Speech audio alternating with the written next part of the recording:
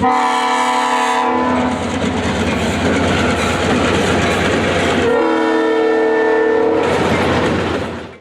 and welcome back to Rare Trains on the MBTA Worcester line. Episode 10 picks up where the last episode left off in early 2022, on March 31st to be exact. After the New England Rail Club's annual RailTech conference, 3 locomotives were returned to Boston after being on display in Worcester for the day. Leading is one of the MBTA's 2 3GS21B genset locomotives pulling an F40PH-3C and then something you very rarely see in this area, one of Pan Am Railway's 2 FP9s.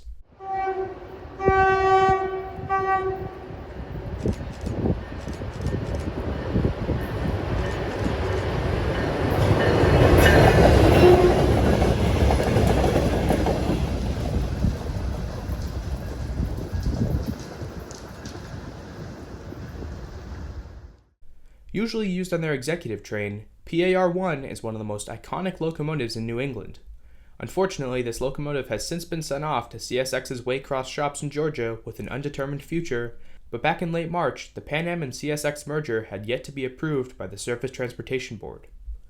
A few months later, it was finally summer, meaning that I was able to get back out to see more trains instead of focusing on school. On June 18th, I heard that Amtrak 449 would have an unprecedented amount of locomotives on it.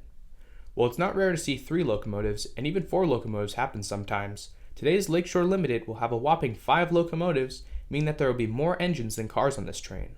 Of course, most of the locomotives and trail were switched off and being moved west for servicing, but nonetheless, as far as I know, a quintuple header is something that almost never happens on any Amtrak train, especially the Lakeshore Limited.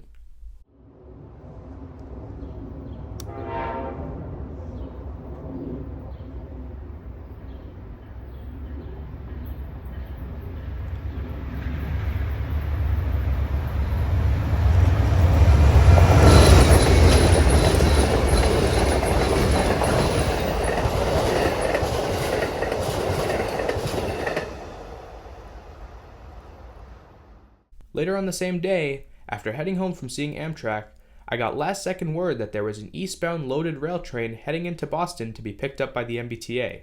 After making it to the train station with just seconds to spare, the rail train turned the corner, but much to my surprise, a duo of CSX AC-44s were leading.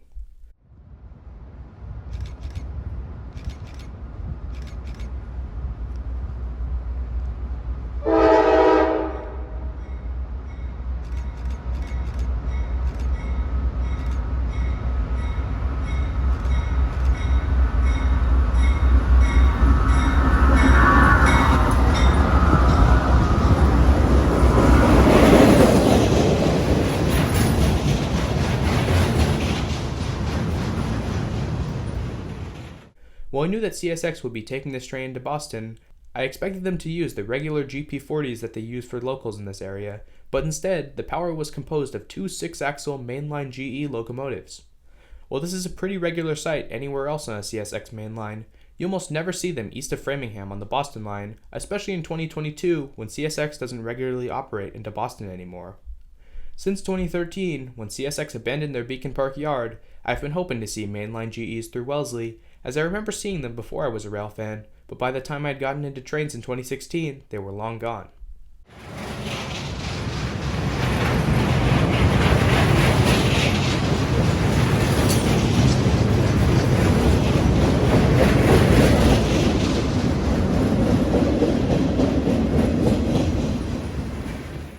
A few days later, after dropping rails up on the Haverhill line, that same rail train was taken out to Westboro by the MBTA to lay down some rails between mileposts 28 and 33 on the Worcester line. After picking up their train at Beacon Park, the rail train made its way west past milepost 11 in Weston. It's always pretty cool to see MBTA locomotives traditionally used for passenger service hauling a freight train.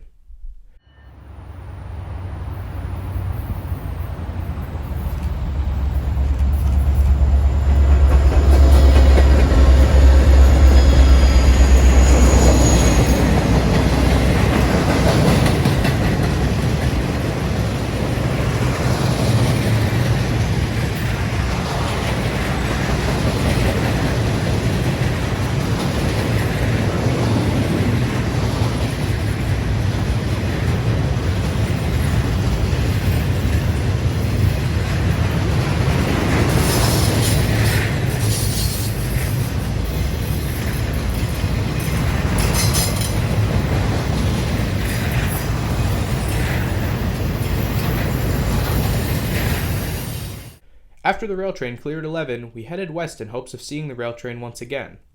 Luckily, since CP11 is located near I-90, it's easy to chase these trains west.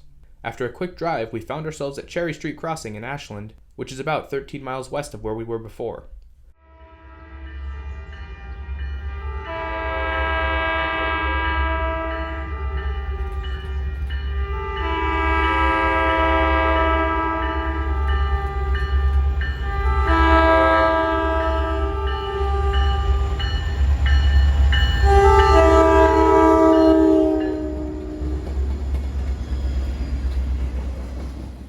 On the head end of this train was F40 number 1030, which is one of only 4 remaining non-rebuilt F40s on the MBTA's fleet. With the blown head-end power generator, this locomotive is no longer capable of operating on passenger trains, but it can still pull non-revenue moves such as this one. Once again, after the rail train cleared Ashland, we continued west, this time knowing that we would not beat it to the next spot. We soon found ourselves in Westboro, where the train would be dropping rails. After the crew got ready to work on the train, the engines were disconnected from the head end, running around to hook up to the tail end.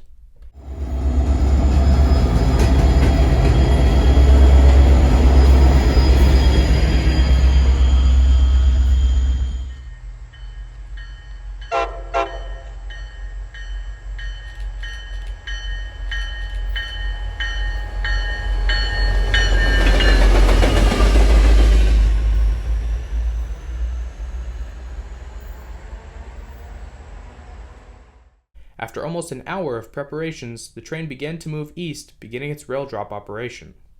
This would be the last time I'd see this train, as unbeknownst to me, there are very few spots to see trains between Southborough and Westboro. Finally, 2 days later, after taking far longer than expected to empty that rail train in Westboro, the same 2 locomotives took a stone train out to the same area. These stone trains have been running about once a week for the past month or so, dropping ballast in the same area that rails were dropped in Westboro.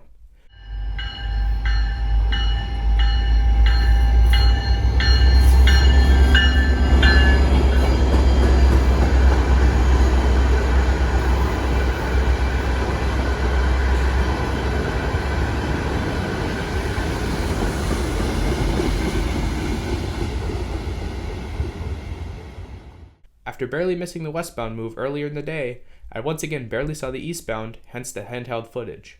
Maybe one of these days I'll luck out and get a good shot of this thing. Luckily, there'll be plenty more of these over the next few months. Anyways, that concludes this episode of Rare Trains on the MBTA Worcester line, and now that it's the summer, I can once again get out pretty regularly. So hopefully I'll see you all soon in another episode.